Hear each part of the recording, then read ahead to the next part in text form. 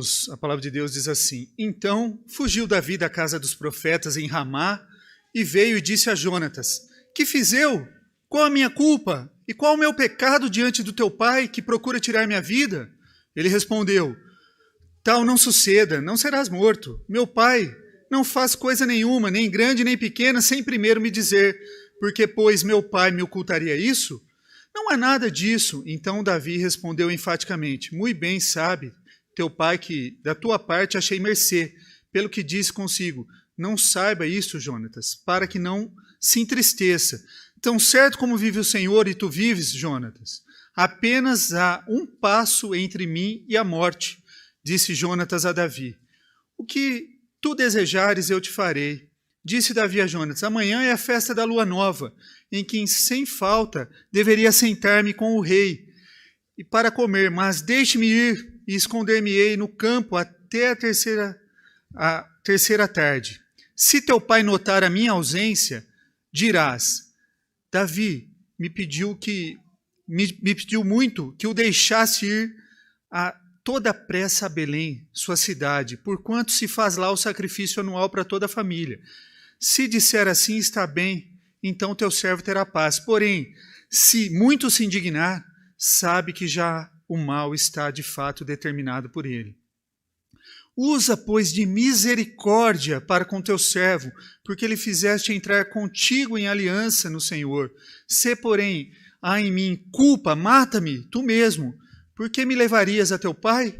Então disse Jonatas: Longe de ti tal coisa, porém, se de alguma sorte soubesse, já este mal estava, de fato, determinado por meu pai, para que viesse sobre ti, não tu declararia eu?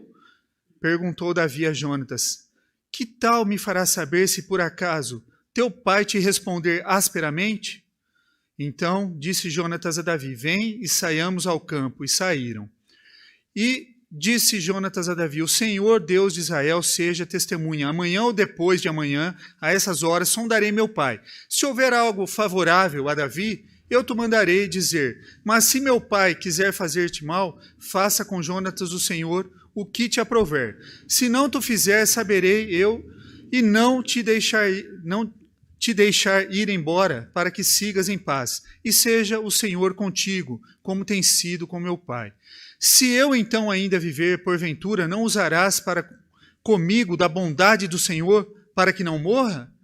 Nem tampouco cortarás jamais da minha casa a tua bondade, nem ainda quando o Senhor desarraigar da terra todos os inimigos de Davi. Assim fez Jonatas aliança com a casa de Davi, dizendo: Vingue o Senhor os inimigos de Davi. Jonatas fez jurar a Davi de novo, pelo amor que este lhe tinha, porque Jonatas o amava com todo o amor da sua alma. Disse-lhe Jonatas: Amanhã é festa da lua nova, perguntar-se-á por ti, porque o teu lugar estará vazio. Ao terceiro dia descerás apressadamente e irás para o lugar que eu te escondeste, no dia do ajuste, e fica junto à pedra de Ezel. Atirarei 3 flechas para aquele lado, como quem atira ao alvo. Eis que mandarei o moço e lhe direi: Vai, procura as flechas. Se eu disser ao moço: Olha, que as flechas estão para cá de ti, traze-as. Então vem, Davi, porque tão certo como vive o Senhor, terá paz, e não há o que temer. Porém, se eu disser ao moço: Olha, as flechas estão para lá de ti, vai embora, porque o Senhor te manda ir. Quanto àquilo que eu e tu falamos, eis que o Senhor está entre mim e ti para sempre. Oremos. Santo Deus, soberano Pai, que o teu Santo Espírito use teu servo, Pai, para abençoar, ó Pai, a tua igreja, Senhor. Assim como usou Jonatas para abençoar Davi, ó Deus, nós te pedimos, ó Pai, abra os corações de todos aqueles que vão ouvir essa mensagem hoje. Em nome de Jesus que nós oramos. Amém. Irmãos, um verdadeiro amigo é um dos maiores tesouros que nós podemos ter. Quem tem um amigo tem tudo. A maioria de nós temos muitas pessoas amigáveis com quem nós gostamos de nos relacionar, de estar juntos, de partilhar uma refeição. Contudo, um amigo verdadeiro, uma amizade especial, ela vai além de um simples relacionamento. A amizade verdadeira, ela é feita uma conexão no nosso coração. É algo ímpar, é algo diferente. As pessoas nos conhecem, os amigos verdadeiros, né? Eles nos conhecem como? Com os nossos defeitos, e mesmo assim ficam conosco com os defeitos que nós temos. E eles nos amam. Um verdadeiro amigo é uma pessoa para quem você não precisa fingir ser outra pessoa. Alguém escreveu: um amigo verdadeiro em uma vida é muito, 2 amigos são muitos, 3 amigos é quase improvável. Hoje nós falaremos dessa amizade entre Davi e Jonatas. Jonatas era filho do rei Saul, e por todos os direitos ele e Davi deveriam estar brigando, porque Jonatas era o herdeiro do trono e Davi era o ungido de Deus para o trono. Então, mas não era isso que acontece. E essa amizade se fortalece, eles se tornam amigos. Quando Saul partiu para tentar matar Davi, o que aconteceu? Jonatas interviu e salvou a Davi. Um verdadeiro amigo, ele vê além dos seus próprios interesses. Um verdadeiro amigo, ele não espera nada em troca, ele vê além dos seus próprios interesses. No capítulo 18, que nós vimos na semana passada, versículos 13 e 4 diz assim: Jonatas fez um pacto com Davi, ele o amava como ele mesmo. Jonatas tirou seu manto que estava usando e deu para Davi junto com a sua túnica e até mesmo a sua espada e o seu arco e seu cinto. Eu queria chamar a atenção aqui para Jonatas fez um pacto com Davi, uma aliança. Aliança que na Bíblia hebraica, no original, nós traduzimos como partir um animal ao meio, derramamento de sangue, aquilo que aponta para o sacrifício que Cristo fez conosco. A aliança do sacrifício. Aqui, Jonatas e Davi fizeram uma aliança. A relação entre Davi e Jonatas, então, começou logo após a morte do gigante Golias. E ele fez um pacto. E o pacto, meus irmãos, ele gera proteção. Quando 2 pessoas se casam, no matrimônio, eles fazem um pacto matrimonial. Votos são feitos, promessas são feitas. E às vezes nós fazemos promessas além daquelas que a Bíblia exige de nós. Nós fazemos promessas, mas nós devemos cumprir principalmente as promessas bíblicas, as quais nós fizemos. E quando nós fizemos esse pacto, nós entramos numa relação de proteção. O marido protege a mulher de alguma forma também protege o marido. É um pacto. E parece que quando todas as coisas o mundo inteiro está contra o casal ou contra um dos casais, um dos cônjuges, o que nós temos? Nós temos um ao outro. Nós temos a nossa esposa que nos protege, a esposa tem um marido que protege. É um pacto. Nós encontramos na esposa proteção e no marido proteção. Quando você se torna um membro da igreja, também você faz um pacto com todos os membros, um pacto com as autoridades da igreja.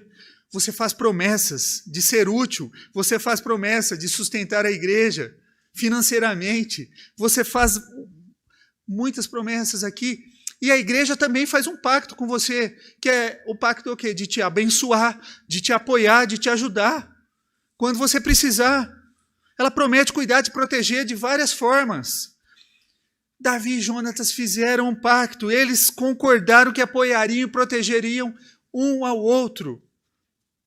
Há pactos, irmãos, que são unilaterais. E é maravilhoso. Por quê? O que é um pacto unilateral? Quando apenas um deles é capaz de cumprir as promessas feitas no pacto. Por exemplo, quando uma família adota uma criança, nós falar de adoção, nós lembramos que nós fomos adotados por Deus Pai, através do pacto que Cristo Jesus fez na cruz. Nós somos filhos adotivos, irmãos de Cristo. Nós fomos adotados por Deus. Quando então pais adotam uma criança, e o tema vem bem a calhar, porque essa semana nós vimos aí o aborto de uma criança de 11 anos, e essa criança já tinha dias avançados de gestação, essa criança poderia ser gerada e ser adotada por outra família. O que acontece quando um bebê é adotado? O bebê não entende nada do que está acontecendo, mas o quê? Os pais que adotam estão prometendo a esse bebê, ele será o nosso filho. Todos os benefícios que estão envolvidos, ele tem direito. Ele tem direito. Não importa o que você faça, você será protegido por esse pacto, por essa adoção. Você terá direito. E a criança, mesmo sem entender, sem concordar, ela é recebida em uma família. O que lembra isso, meus irmãos? Não lembra o batismo? Isso lembra o batismo. A criança não entende, mas é feito um pacto, é feita uma promessa. É feito algo unilateral, que foi o que Cristo fez conosco, o que Deus fez desde o início, que Ele é capaz e fiel em cumprir todos os aspectos das alianças, dos pactos. E nós não, nós infiéis, nós quebramos o pacto. Há proteção no pacto, irmãos. A maioria das nossas relações são de natureza utilitária, isso é, nós nos aproximamos de alguém que talvez tenha algo que nos interesse, e à medida que o tempo passa, aquela pessoa deixa de ser interessante, e aí nós trocamos as nossas amizades, ou as falsas amizades, por outras pessoas que podem nos proporcionar alguma coisa. É um senso de utilitarismo, né? Enquanto eu sou útil para a pessoa, ele é meu amigo. Depois que eu deixei de ser útil, ele não é mais meu amigo. Talvez vocês já passaram por isso. O senso de compromisso e devoção hoje é raro. Quando Jonatas descobriu que Saul realmente queria matar Davi, perto do final do capítulo 20, ele saiu para avisar Davi. E eles tinham feito aquele acordo.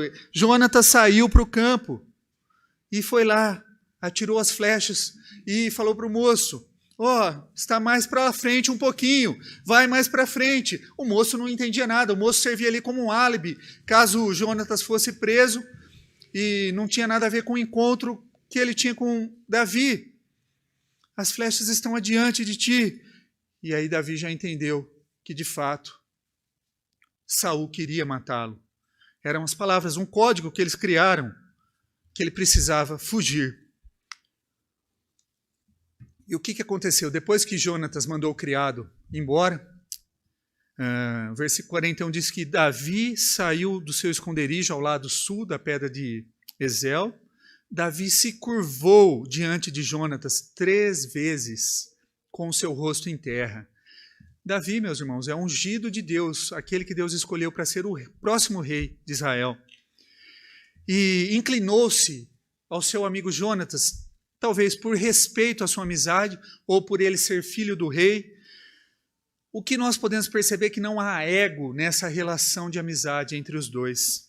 Essa amizade estava ancorada num pacto que gera profundo amor e respeito. Um verdadeiro amigo vai estar com você, sabe quando? Nos tempos difíceis. Quando que são os tempos difíceis? Na hora do luto, na hora da enfermidade, na hora do desemprego, na hora que a situação estiver difícil na sua casa, na sua família, o verdadeiro amigo vai estar do seu lado. Ele vai estar junto a ti. O verdadeiro amigo vai estar presente. E estar presente aqui, ao lado do ungido do Senhor, não era uma coisa boa. Era perigoso. Por quê? Porque tinha gente querendo matá-lo.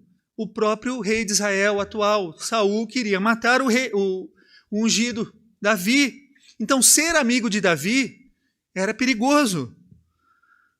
Ele colocou a vida de Jonatas em perigo. Jonatas se propôs a colocar a sua vida em perigo por causa do pacto dessa amizade. Jonatas colocou sua vida em risco. E ao longo da provação nós vemos a lealdade de Jonatas. Seu amigo defendeu Davi, protegeu ele. E suportou o quê? A ira do seu pai, em amor ao pacto feito com o ungido de Deus. Irmãos, nós, o povo de Deus, não somos diferentes. Por quê? Quando nós fazemos um pacto, quando nós amamos o ungido de Deus, o maior, o melhor, o maior de todos, maior que o próprio Davi, o descendente de Davi, quando nós amamos o ungido de Deus, Não tem como você falar que você não está em risco. Você vai começar a sofrer. Você vai ter danos por causa de amar o ungido de Deus. Não tem como amar Jesus se não estiver disposto a arriscar algumas coisas. Principalmente nos dias de hoje. Não tem como amar a Jesus Cristo sem colocar em risco algumas coisas. Quanto você está disposto a arriscar pelo ungido Filho de Deus? Quanto?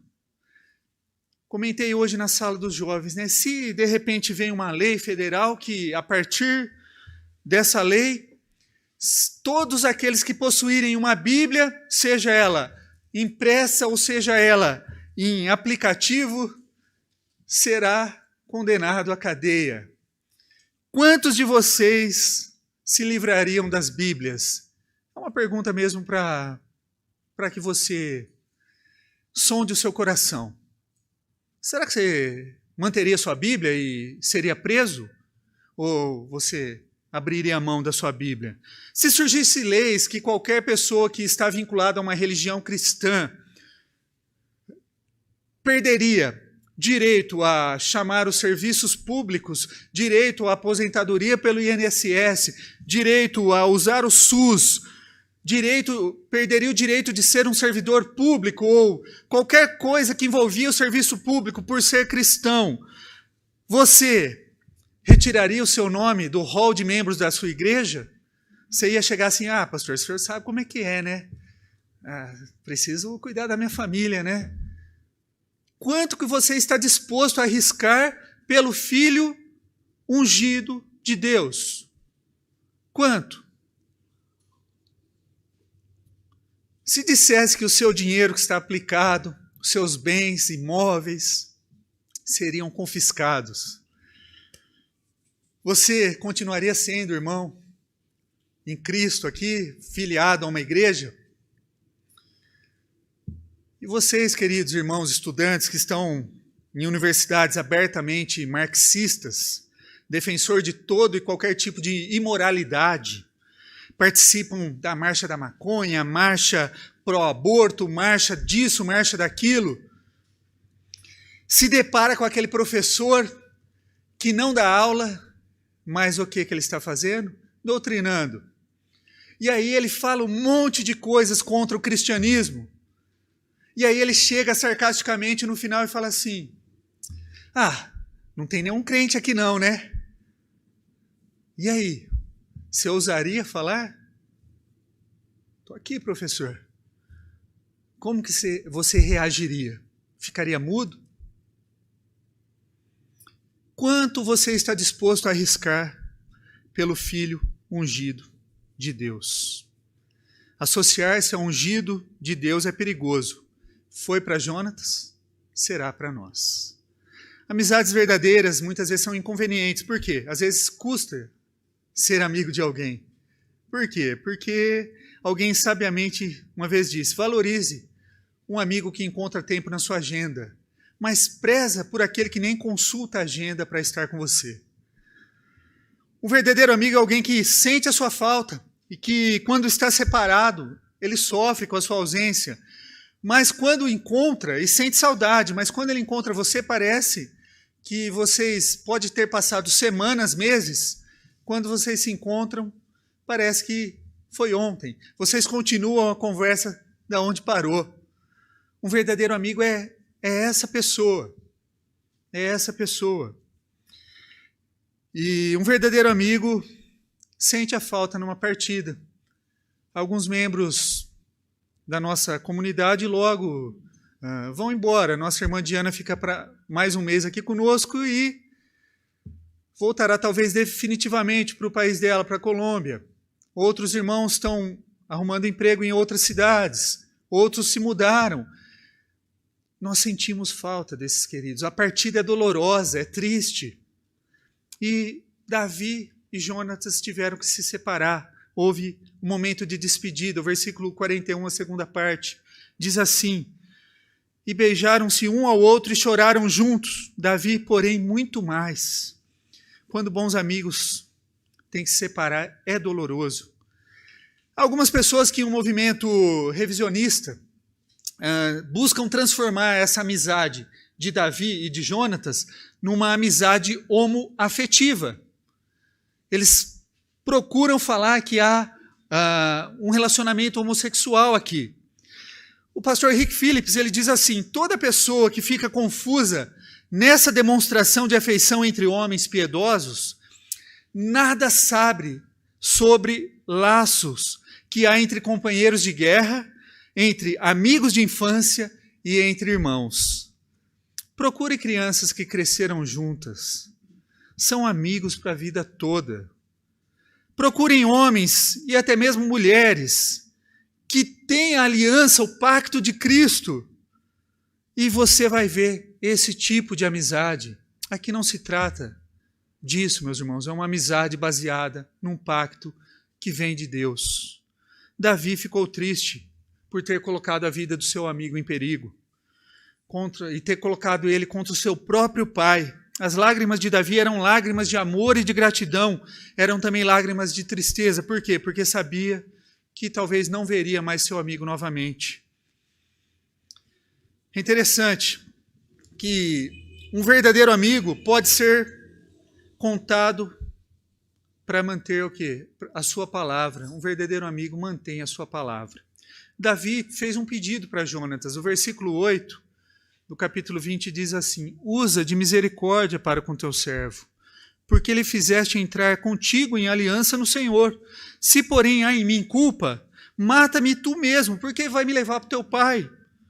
E se Jonatas morresse antes de Davi, tornar-se rei? Não ficou por isso. Davi fez um pedido, usa de misericórdia. Guarda essa palavra misericórdia, no final eu vou falar dela. Usa de misericórdia. Mas Jonatas fez um pedido para Davi também. Ele falou assim: olha, tudo bem, eu vou cumprir, eu vou fazer de tudo. Mas se você se tornar rei, se você não morrer, se você continuar, poupe a minha família. Livra a minha família. Jonatas pediu também. Jonatas pediu. Eles mantiveram seu acordo. Eles mantiveram o seu pacto, essa amizade. Versículo 30 a 31 diz assim: Saul se enfureceu, né? Chegou o momento da festa da lua nova, tinha um jantar, 3 noites de jantar, uma festa tradicional em Israel. Sentou-se lá à mesa e ficou vago. A vaga do filho de Jessé ficou vazia, e foi assim que Saul chamou Davi, filho de Jessé. Ele sabia bem quem ele estava esperando ali. Nós não sabemos se estava preparado uma carne com veneno ali para Davi, qual seria a cilada para pegar Davi. Mas olha o que diz. Ele perguntou lá: Jonatas, cadê o filho de Jessé? Jonatas falou assim: eu autorizei a ir com os seus pais, que era uma mentira, porque ele não tinha ido, né? Nós não vamos entrar no mérito aqui, não vamos fazer uma digressão nessa mentira, porque a Bíblia já fala sobre a mentira. A Bíblia não precisa ficar falando o que é pecado, o que não é. Mas eles usaram aqui de um artifício, porque Jonatas podia ter falado: ele está com medo de você matá-lo, por isso que ele não veio. Mas não, eles foram naquele plano que Davi traçou. Foram nesse plano. Saul se enfureceu com Jonatas quando ele falou que permitiu Davi ir para Belém.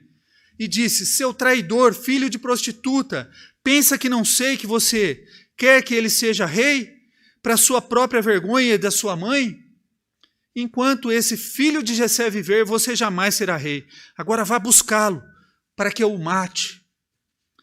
Quando Jonatas defendeu Davi, Saul, com aquela lança que ele anda, né, arremessou contra Jonatas. Você vê um padrão aqui, meus irmãos? Você tem que amar o fim do versículo 33. Então Jonatas sabia que seu pai pretendia matar Davi. Só agora Jonatas percebeu que Saul queria matar Davi. Só agora ele se ligou. Queridos, é fácil eu falar que vocês são um bando de depravados pecadores. Agora, quando chega na nossa família, ele não é tão mal assim. Por quê? Porque está envolvido o quê? Um amor passional. Quando chega na nossa família, pergunta para a mãe de alguém que é um criminoso. Ah, meu filho não fez nada, ele não é ruim. Ah, meu filho é bom, ele só teve alguns probleminhas. Por quê? Porque envolve sentimento, envolve coração, envolve muito mais. E talvez aqui Jonatas demorou para perceber. Por quê? Porque era o pai dele. Ele conhecia o pai dele, envolvia amor, envolvia coração. E nós somos assim. Nós vamos tentar proteger os nossos filhos, proteger os nossos pais. E talvez foi por isso que Jonatas demorou a perceber que Saul queria matar Davi. Mas ele percebeu. E aí ele foi e avisou Davi. É interessante que quando ele fez a pergunta lá, um pedido a Davi, Davi cumpriu. E esse cumprimento vai se dar lá em 2 Samuel, capítulo 9. Davi já é rei. Ele já tinha se tornado rei. Os primeiros atos de Davi, quais foram? Descobrir se havia algum sobrevivente da família de Saul, especial da família de Jonatas. E o que ele fez? Ele descobriu um filho de Jonatas, um filho aleijado dos 2 pés, chamado Mefibosete. Mefibosete foi levado à mesa do rei. Mefibosete foi tratado como um filho por Davi. Davi honrou a sua palavra, Davi honrou o pacto que havia feito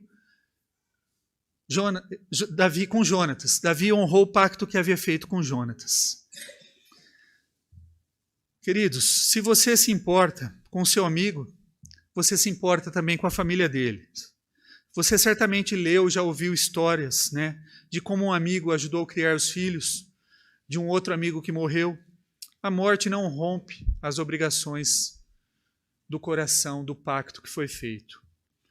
Para a gente finalizar, algumas observações finais, irmãos. Primeiro,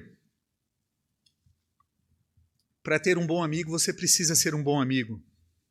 Nós precisamos ser pessoas que podem fazer o que além do que as pessoas esperam, né, que a gente seja. A gente tem que oferecer uma amizade sem interesse, ser um bom amigo. Tá? Precisamos servir o quê? Livremente, não esperar alguma coisa em troca. Faça de coração, não esperando algo daquela amizade. Segundo lugar, precisamos ser exigentes, pacientes, enquanto procuramos amizades. Por quê? A Bíblia nos lembra, o apóstolo Paulo, na carta aos Coríntios, capítulo 15, diz: as más companhias corrompem o caráter, os bons costumes, o caráter. Isso é, você deve ter ouvido, né, algum ditado assim: se você se deitar com os cães, você vai se levantar com as pulgas. Passarinho que dorme com morcego acorda de ponta cabeça. Você já ouviu alguma coisa assim? E é isso mesmo, se a gente andar com pessoas ruins, a nossa tendência é ir para um caminho ruim. O livro dos 12 passos para combate ao álcool, combate à dependência química, um dos passos é lugares, pessoas e hábitos. Você tem que evitar certos tipos de pessoas, porque certos tipos de pessoas vão nos levar a algo que vai nos prejudicar. E é isso. Queridos, a Bíblia nos fala: bem-aventurado, né? Aquele que não se assenta na roda dos escarnecedores. Nós devemos tomar muito cuidado. Amizades verdadeiras são raras. Por isso nós devemos ser criteriosos nas escolhas dos nossos amigos. Se nós envolvermos profundamente com alguém de caráter questionável, nosso caráter será afetado por quem nós andamos. Precisamos, então, procurar uma amizade comprometida com o quê? Com aquilo que nós temos o maior compromisso, com a nossa fé, o pacto em Jesus Cristo. Alguém comprometido com Cristo, esse tipo de amizade que nós devemos procurar. Se não compartilhamos essa relação, né, com os nossos amigos, nossos valores, as nossas perspectivas, os nossos objetivos já serão diferentes. Além de tudo, nós seremos separados eternamente quando nós morremos. Com aqueles que não creem em Cristo, como que nós devemos ser? Devemos fazer de tudo que pudermos para mostrar, ser amigáveis com eles e para mostrar o amor de Deus para essas pessoas. Não significa que não vamos nos relacionar. No entanto, Paulo nos diz que nós não devemos entrar num relacionamento pactual. É esse tipo de amizade que nós não podemos ter. Uma amizade pactual com o ímpio. O jugo desigual, tá? É esse ponto aqui. É você entrar num relacionamento pactual com uma outra pessoa, com um incrédulo. Terceiro, nós devemos lembrar que não há privilégio maior do que ser chamado amigo de Deus. Há um amigo mais chegado que o irmão, a palavra de Deus diz em Provérbios 17:17. O Senhor Jesus, dizendo aos seus discípulos, disse assim: não existe maior amor do que dar a vida por seus amigos. Vocês serão meus amigos se fizerem o que eu mando. Já não vos chamo de servos, pois o Senhor não faz confidências aos seus servos. Agora, vocês são meus amigos, pois eu lhe disse tudo o que o meu Pai me disse. Vocês não me escolheram, eu vos escolhi. Eu os chamei para irem e produzirem frutos duradouros. O Senhor Jesus foi lá na nossa rede social e clicou lá, solicitação de amizade. Foi lá que ele buscou a gente e nos chamou. Ele já demonstrou isso, morrendo na cruz por nós, demonstrou maior misericórdia para conosco, ao querer fazer-se nosso amigo. A demonstração mais profunda já aconteceu, irmãos. Não há maior amor do que alguém dar a vida por seu amigo. Jesus fez isso por nós. O sacrifício de Jesus, e na época da sua morte, a amizade foi só numa direção. Por quê? Jesus nos tratou como amigo e nós o tratamos como inimigos. Uma relação unilateral onde somente Cristo era capaz de cumprir fielmente todos os pré-requisitos para que esse pacto fosse mantido e selado, cumprido. Só Jesus pôde fazer isso por nós. Ele nos escolheu, ele foi lá e clicou lá, solicitação de amizade, pedindo para ser amigo nosso. Não tínhamos nada a oferecer e mesmo assim ele quis do jeito que nós somos. Vocês lembram daquela palavra? Usa de misericórdia para comigo. Misericórdia, no hebraico é uma palavra maravilhosa, nós já usamos, e eu falei dela quando eu preguei em Ruth, é hesed. Hesed é um tipo de amor infalível, um amor pactual que busca o quê? Busca o bem da outra pessoa, busca o bem do outro. Não importa o que você faça, se você foi colocado nesse pacto, você estará protegido para sempre. O pacto que nós temos em Cristo é mais forte do que as nossas posições políticas. Preste atenção, o pacto que nós temos em Cristo, ele é mais forte do que as nossas posições políticas. Cuidado com esse ano, para que você não perca a amizade do seu irmão, da sua mãe, do seu pai, que você não brigue com familiares por causa de política. Nós somos irmãos em Cristo. Esse pacto é muito maior do que posições políticas, futebolísticas, ou até mesmo posições e paixões teológicas favoritas. As nossas posições teológicas, elas são fundamentais, são a base para muitas coisas doutrinárias, mas ela não é o evangelho em si.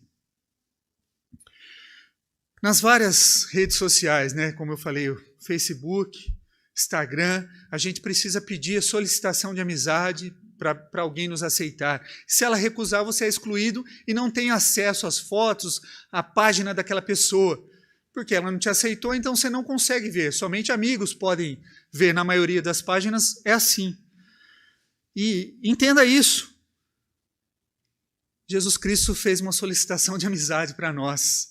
E pela fé, você pode ser amigo de Jesus e entrar nesse pacto hoje. No amor no amor misericordioso de Jesus. E nesse pacto você reconhece o quê? O seu pecado, você reconhece a necessidade de um Salvador, deixando a sua justiça própria de lado. E o que isso vai resultar para você? Vai resultar bênçãos e proteção para você e para seus filhos, para sua família. Como foi para Jonatas. O Senhor promete que nunca vai nos deixar, que nunca vai nos abandonar. E como resultado, algumas coisas estarão ao nosso alcance e algumas portas também se fecharão para nós. Por quê? Porque nós passamos a ser amigos de Cristo. Um pregador, ele disse assim: a vida não consiste em atingir os seus alvos, mas em cumprir as suas promessas pactuais. A vida não consiste em atingir os seus alvos, mas em cumprir as suas promessas pactuais. Isso é verdade no casamento. Por quê? Porque se as pessoas se preocupassem em cumprir as promessas, não todas que eles fez, mas as promessas bíblicas, a gente diminuiria um monte de problemas de relacionamentos que há. Muitos relacionamentos que estão em conflito de casal diminuiria. Isso se aplica à igreja também. A igreja não é acerca de ter os seus gostos musicais ou seus gostos litúrgicos atendidos. Ou, se não tem os seus gostos atendidos, se não, você não é satisfeito naquilo, você pega e se manda daquela igreja. Igreja não é isso. Você está insatisfeito, vai embora. Não. A igreja, esse pacto é acerca de você cumprir as suas promessas pactuais também. Quando você está disposto a entrar nesse pacto, irmãos, com Jesus, isso não significa que você não vai precisar de amigos que talvez não conheçam a Jesus. No entanto, você entende o quê? De uma maneira diferente, que você será o melhor amigo e você valorizará os verdadeiros amigos. Por quê? Porque eles são presentes de Deus dados para nós. Que Deus nos abençoe e a glória seja dada somente a Ele.